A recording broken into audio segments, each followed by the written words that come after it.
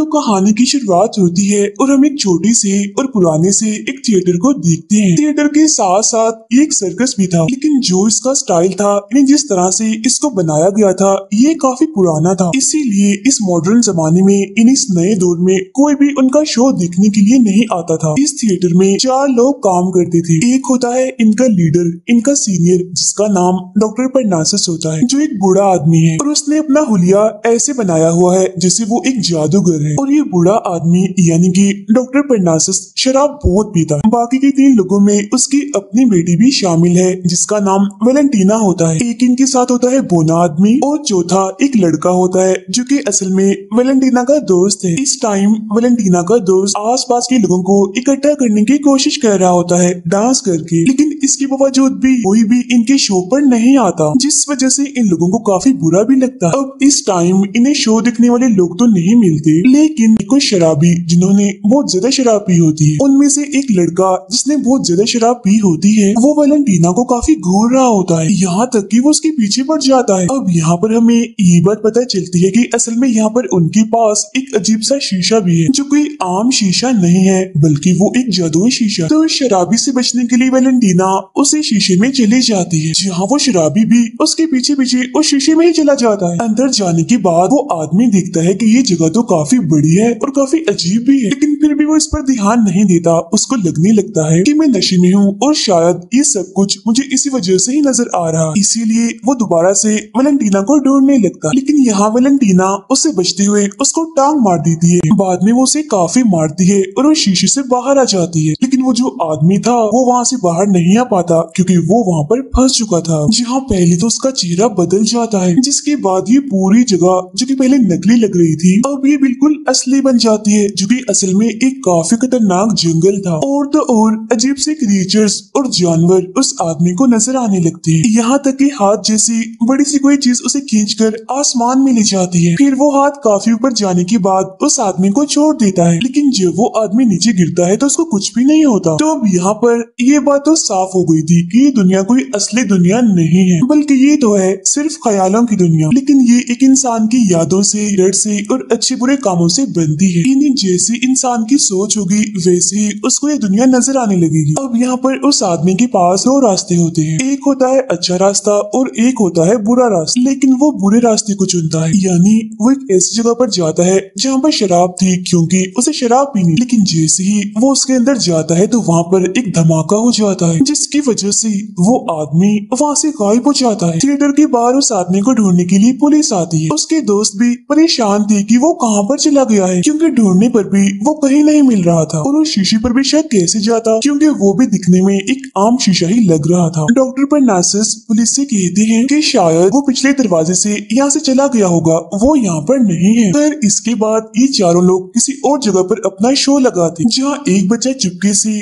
उस शीशे में चला जाता है। अब यहाँ पर भी इनके हालात पहले जैसे ही थे, इन्हें यहाँ पर भी इनका शो देखने के लिए कोई भी नहीं आता। हालांकि सब लोग अपनी तरफ से अच्छी कोशिश करते थे, लेकिन इसके बावजूद भी कोई भी फायदा नहीं होता था। अच्छी बात ये होती है कि शीशे में उस बच्चे को जाते हुए वेलेंटीना देख लेती है, इसीलिए वो अपने दोस्त को इशारा करती है शीशे के अंदर जाने के लिए उस बच्चे के पीछे पीछे। जहाँ वेलेंटीना का वो दोस्त शीशे में चला जाता है, जहाँ जाकर वो देखता है कि वो बच्चा एक दुनिया जो कि बिल्कुल गेम जैसी लग रही थी वहाँ पर गेम खेल रहा होता है, क्योंकि उस बच्चे का ख्याल, उसकी सोच यही थी, इसीलिए उसके ख्यालों की वजह से उसके लिए ऐसी दुनिया बन गई यहाँ आने पर। अब जाहिर सी बात है कि ये सब कुछ उसे जादुई शीशे ने ही किया होता है। थिएटर के बाहर बच्चे के माँ बाप परेशान होकर चिल्लाने लगते हैं, शोर करने लगते हैं। थोड़ी देर के बाद वेलेंटीना का दोस्त वापिस आ जाता है, जहाँ वो उन सबको समझाने की, चुप करवाने की कोशिश करता है, लेकिन तभी वहाँ पर एक पर्दा आके गिरता है जिसमें वो बच्चा था। बच्चे को देखकर उसका फादर उसे काफी डांटता है। अब क्योंकि इन लोगों को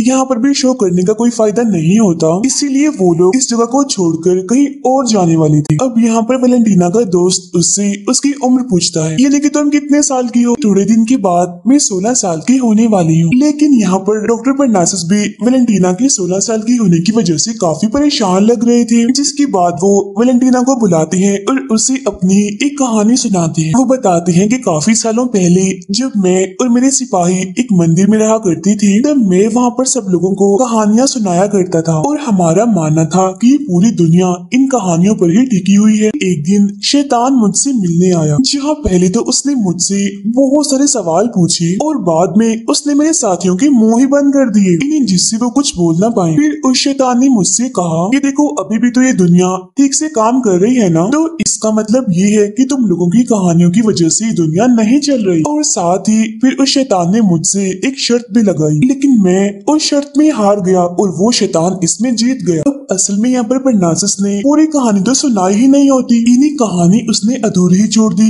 ये बताया ही नहीं कि आगे क्या हुआ। लेकिन तभी अचानक बाहर से वैलेंटीना का दोस्त चिल्लाने लगा। जब चेक करने के लिए वैलेंटीना बाहर आती है तो उसका दोस्त उसे कहता है कि देखो वहाँ पानी में एक साया है जो कि डांस कर रहा है। ये देखकर वैलेंटीना उसको समझाती है और कहती है कि नहीं, पानी में कोई भी साया नहीं है, असल में कोई पुल से लटक कर अपनी जान दे रहा था। यहाँ वैलेंटीना का अंदाजा बिल्कुल सही था। असल में वहाँ पर एक आदमी था जो कि वहाँ पर फांसी से लटका हुआ था, इसलिए अब ये सारे लोग वहाँ उस आदमी के पास जाते हैं और किसी तरह सब मिलकर उसको ऊपर लाते। उस आदमी की सांसें ठीक से नहीं चल रही थी। तब चेक करने पर उन्हें उसके मुंह से एक पाइप मिलता है और तब उस पाइप को निकालने के बाद ही वो सांस ले पाता है, जिसके बाद वो होश में भी आ जाता है। असल में फांसी देने से पहले ही ये पाइप उसके गले में था, जिसकी वजह से वो फांसी पर लटकने के बावजूद भी नहीं मरा। तो अब ये लोग इस आदमी को भी अपने साथ ही ले जाते। फिर अगले दिन होश में आने पर वो काफी अजीब सी हरकतें कर रहा था। यहाँ वो कह रहा था कि मुझे कुछ भी याद नहीं आ रहा, मुझे लगता है कि मेरी याददाश्त जा चुकी है, क्योंकि मुझे तो मेरा नाम तक याद नहीं कि मैं कौन हूँ। फिर बाद में परनासस के कहने पर वो उनके साथ शामिल हो जाता है, जिसके बाद परनासस उसका नाम भी रखता है। वो कहता है कि आज से तुम्हारा नाम टोनी होगा, यानी कि अब टोनी भी उनके थिएटर का ही हिस्सा होगा। और आहिस्ता आहिस्ता करके उसकी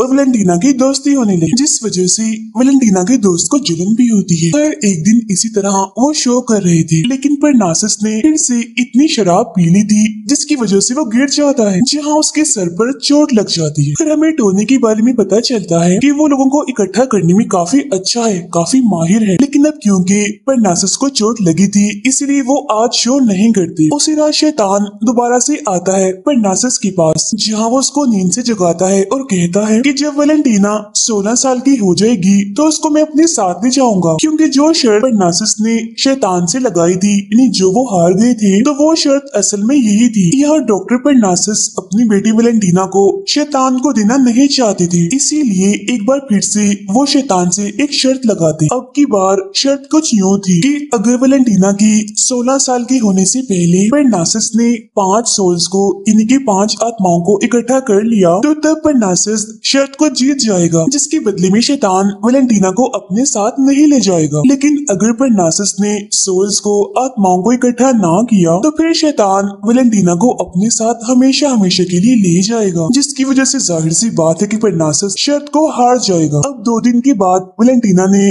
16 साल की हो जाना था, तो उस दिन से पहले पहले ही परनासस को अपना काम करना होगा, इनकी अपनी शर्त को पूरा करना होगा। तो अब परनासस ने 2 दिन के अंदर शैतान से पहले 5 सोल्स को इकट्ठा करना था। और हाँ, सोल्स को इकट्ठा करने के लिए उसी जादुई शीशे का इस्तेमाल किया जाता है, यानी जहाँ पर खुलती है ख्यालों की दुनिया। तो जो इंसान उस शीशे में यानी कि ख्यालों की दुनिया में जाते हैं, उनकी सोल को या तो शैतान ले लेता है या फिर डॉक्टर परनासस ले सकते हैं। अगले सीन में टोनी टिकट्स को बेच रहा होता है। यहाँ वैलेंटीना का दोस्त जबरदस्ती एक औरत को अपने साथ उसी शीशे में ले जाता है और अब इस वजह से कुछ लोग इनके पीछे पड़ जाते हैं, जिनसे बचने के लिए वो बोना आदमी यहाँ पर कुछ पटाखों को फोड़ता है। जहाँ बचते बचाते ये लोग एक ऐसी जगह पर पहुँच जाते हैं जहाँ पर इनके लिए कोई भी खतरा नहीं होता। अब ये सब कुछ इस वजह से हुआ था क्योंकि जो टोनी था वो काफी समझदार और चालाक था, इसीलिए वो लोगों को अपनी बातों में बहलाकर अपने शो को दिखाने के लिए ले आता है। लेकिन जो वैलेंटीना का दोस्त होता है वो इसमें इतना अच्छा नहीं था, लेकिन फिर भी वो खुद को साबित करने के लिए लोगों के साथ जबरदस्ती करता है और इस बार भी उसके ऐसा करने की वजह से ही ये सारा हंगामा हुआ था। शीशे में बहुत सारी औरतें शैतान के साथ हो जाती हैं, यानी कि अब उनकी सोल्स को, अब उनकी आत्माओं को परनासस नहीं ले सकता क्योंकि अब उन पर शैतान का कब्जा हो चुका है। यहाँ पर परनासस वैलेंटीना को अपनी जिंदगी की एक और कहानी सुनाते हैं। ये कहानी भी असल में काफी सालों पहले की ही होती है। वो बताते हैं कि एक दिन जब मैं और मेरा बोना साथी सड़क की एक साइड पर करतब दिखा रहे थे, तो तब एक लड़की वहाँ पर आई और वो हमें कुछ पैसे देकर चली गई। लेकिन जब मैंने उस लड़की लड़की को देखा तो वो मुझे काफी अच्छी लगी, जिसकी वजह से मैं उससे शादी करना चाहता था, उसको अपना बनाना चाहता था। लेकिन यहाँ पर एक मुसीबत थी, मैं इतना बुरा था, वो इतनी जवान थी, इतनी खूबसूरत थी, लेकिन फिर भी मेरी इस ख्वाहिश को शैतान ने पूरा कर ही दिया, जिसके बाद मैं जवान हो गया और मेरी शादी उस लेडी से भी हो गई। अब यहाँ पर हम जवान डॉक्टर परनासस को उस खूबसूरत लेडी के साथ कश्ती में देखते हैं। तो अब शैतान ने परनासस की ये ख्वाहिश तो पूरी कर दी, लेकिन जरूर इसके बदले में शैतान ने भी कुछ मांगा ही होगा, यानी उसे कोई ना कोई कीमत तो चुकानी ही पड़ी होगी। फिर डॉक्टर परनासस और उनकी वाइफ एक साथ ही बूढ़े हुए, जहाँ काफी उम्र के बाद उनकी एक बेटी भी हुई, जो कोई और नहीं बल्कि वैलेंटीना है। लेकिन इसके बाद वैलेंटीना की मॉम मर गई। ये फिर से अपना शो करते हैं, जहाँ पर टोनी अपनी मीठी मीठी सी बातों में कुछ औरतों को फंसाकर अपने शो में ले आता है, यहाँ तक कि वो उन्हें शीशे के अंदर तक ले जाने के लिए राजी कर लेता है। फिर जब पहली औरत अंदर जाती है तो तब ख्यालों की वो दुनिया उसके हिसाब से बनने लगी, यानी कि जैसी उसकी सोच में थी, उसके दिमाग में, यहाँ तक कि उसको वो भी नजर आ जाता है जिसको वो पसंद करती थी। ख्यालों की इस दुनिया में वो औरत काफी मजे करती है, जहाँ आखिर में टोनी उसको बाहर ले आता है। अब उस औरत को इतना खुश देखकर बाकी औरतें भी उस शीशे में जाना चाहती थी, और जो कोई भी अंदर जाने के बाद बाहर आता था तो वो अपने सारे पैसे इनको ही दे दिया करता था, क्योंकि शीशे के अंदर जाने के बाद उन्होंने वो देखा जो वो अपनी पूरी जिंदगी में नहीं देख पाए। अब इसी तरह यहाँ पर 4 औरतें उस शीशे में जाती हैं और खुशी खुशी वहाँ से वापस भी आती, जिस वजह से इनका शो काफी मशहूर हो जाता है, जहाँ ये काफी पैसे भी कमाते हैं। दूर खड़ा हुआ शैतान भी ये सब कुछ देख पा रहा था, जहाँ पर नासस इशारे से उसको बताते हैं कि मैंने 4 सोल्स को,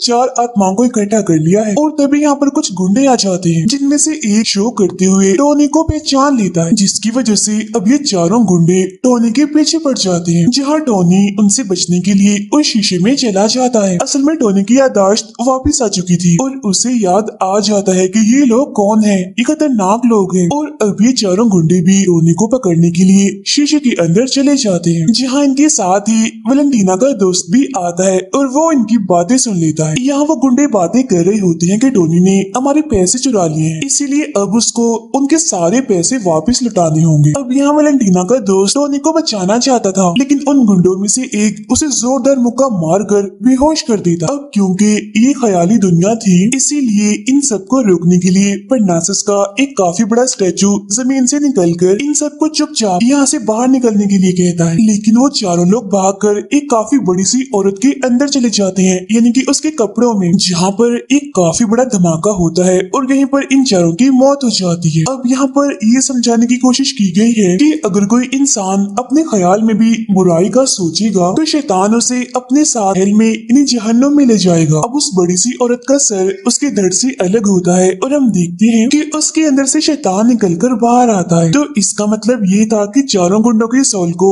शैतान ने इकट्ठा कर लिया था। अब उसके पास टोटल 5 सोल्स यानी कि 5 आत्माएं आ चुकी थी, इसीलिए वो शर्त को जीत जाता। यहाँ वैलेंटीना का दोस्त शीशे से बाहर आ जाता है, जहाँ टोनी भी बाहर आने की कोशिश करता है, लेकिन वो नहीं आ पाता क्योंकि उसने कुछ ऐसा किया था जो कि बहुत ही बुरा था, और इस बारे में हम आगे जानेंगे। बाहर आने के बाद वैलेंटीना का दोस्त उनको टोनी की सच्चाई बताता है कि असल में वो एक चोर है जिसने बहुत सारे लोगों को लूटा है। उसने लोगों को बेवकूफ बनाया और उनको लूटने के बाद वो भाग गया वहाँ से, और यही वजह है कि ये गुंडे उसके पीछे पड़े हुए हैं। और टोनी एक अच्छा इंसान नहीं है, वो काफी बुरा इंसान, और मुझे लगता है कि उस दिन पुल पर इन गुंडों ने ही उसको फांसी पर लटकाया होगा। वैलेंटीना भी शैतान को देख लेती है, जिसके बाद वो अपने फादर से इस बारे में सवाल करती है। तो तब यहाँ पर परनासस उसे अपनी शर्त के बारे में बताते हैं, जब भी मेरा कोई बच्चा होगा, मेरी कोई औलाद होगी, तो 16 साल हो जाने के बाद शैतान उसे अपने साथ ले जाएगा। और वैलेंटीना, तुम 16 साल की भी हो गई हो। यहाँ वैलेंटीना अपने फादर पर गुस्सा करती है कि आखिर आपने ऐसी शर्त लगाई है क्यों। अब टोनी पर इस शीशे का असर हो चुका था, क्योंकि अब वो उस ख्याली दुनिया में आ जाता है जिसको वो पाना चाहता था, जहाँ पर टोनी और वैलेंटीना एक दूसरे के साथ काफी अच्छा टाइम गुजारते। यहाँ टोनी एक काफी मशहूर, काफी अमीर आदमी होता है और वैलेंटीना उसकी वाइफ होती। लेकिन तभी यहाँ वैलेंटीना को अपने दोस्त की आवाज आती है, क्योंकि वो भी ख्यालों की इस दुनिया में आ चुका होता है। और यहाँ उसके पास एक अखबार भी होता है जिस पर टोनी के झूठा होने की खबर छपी होती है, यानी कि उसने लोगों को बेवकूफ बनाकर उनके पैसे लूटे थे, जो कि असल में गरीब बच्चों के पैसे थे। तब इस बात से टोनी को काफी गुस्सा आ जाता है, जिस वजह से उसकी वैलेंटीना के दोस्त के साथ लड़ाई हो जाती है। और अब देखते ही देखते ख्यालों की ये दुनिया टूटने लगती है, यानी कि खत्म होने लगती है। यहाँ वैलेंटीना का दोस्त एक अंधेरी दुनिया में गिरने वाला होता है, लेकिन वैलेंटीना उसका हाथ पकड़ के उसको नीचे गिरने से बचा लेती है और वो उसको ऊपर लाना चाहती है। यहाँ उसका दोस्त वैलेंटीना को कहता है कि मैं तुम्हें पसंद करता हूँ और तुमसे शादी करना चाहता हूँ। ऐसा कहते ही उसका वैलेंटीना से हाथ छूट जाता है और वो अंधेरी दुनिया में जाके गिरता है। अब इस ख्याली दुनिया में इंसान गुम भी हो सकते हैं, इनके खो भी सकते हैं, और वैलेंटीना के दोस्त के साथ यहाँ पर यही हुआ, इनके वो यहाँ पर गुम हो गया। अब यहाँ पर वैलेंटीना के सामने शैतान आता है, क्योंकि वैलेंटीना अपने फादर से नाराज होती है, इसीलिए वो खुशी खुशी शैतान के साथ जाने लगती है। आखिरी बार शैतान परनासस से शर्त लगाता है कि अगर तुम टोनी की आत्मा को मुझे दे दो तो मैं वैलेंटीना को आजाद कर दूंगा और उसे अपने साथ नहीं लेकर जाऊंगा। तब यहाँ परनासस अपनी बेटी को बचाने के लिए टोनी के साथ चाल चलकर पाइप को अपने गले में डालकर फांसी पर लटका लेती हैं खुद को, लेकिन बाद में उनको टोनी बचा लेता है और वो परनासस के गले से उस पाइप को निकालकर अपने गले में फंसा लेता है, जिसके बाद कुछ लोग उसे फांसी लगा देते हैं, क्योंकि टोनी पहले भी इस पाइप की वजह से बच गया था और अब की बार भी उसे ये उम्मीद थी कि पाइप की वजह से वो बच जाएगा। लेकिन असल में यहाँ पर परनासस ने उसको धोखा दिया होता है, क्योंकि असली पाइप उसने अपने गले में डाला होता है, जिसकी वजह से टोनी को फांसी लग जाती है और उसकी यहीं पर ही मौत हो जाती है। तब इस तरह से परनासस शर्त को जीत जाते हैं और वो शैतान से कहते हैं कि अब चलो जल्दी करो, मेरी बेटी को मेरे हवाले करो। लेकिन शैतान उन्हें ये कहकर यहाँ से चला जाता है कि तुम अपनी बेटी को खुद ढूंढो। अगले सीन में हम देखते हैं कि परनासस एक भिखारी बनकर लोगों से भीख मांग रहे हैं, जहाँ वैलेंटीना उनको भीख देकर आगे बढ़ जाती है। वैलेंटीना ने अपने पैर में एक जेवर पहना हुआ था, जिसकी आवाज सुनकर परनासस ये पहचान लेते हैं कि ये उनकी बेटी वैलेंटीना है, जिसके बाद वो उसे आसपास की दुकानों में ढूंढने लगते हैं। वहाँ उन्हें वैलेंटीना और उसका दोस्त दिखाई देता है, जिन्होंने अब शादी कर ली होती है और वो बहुत ही खुश होते हैं और उनकी एक बेटी भी होती है। तब परनासस दूर खड़े होकर ये सब कुछ देख रहे थे और खुश हो रहे थे। तब यहाँ वो बोना आदमी उनसे पूछता है कि क्या आप उनके पास नहीं जाएंगे, उन्हें सब कुछ नहीं बताएंगे। तब ये सुनकर परनासस मुस्कुरा देते हैं, जिसके बाद परनासस और उनका बोना साथी बच्चों के लिए एक शो करते हैं, जिसके बाद इस कहानी का एंड यहीं पर ही हो जाता है।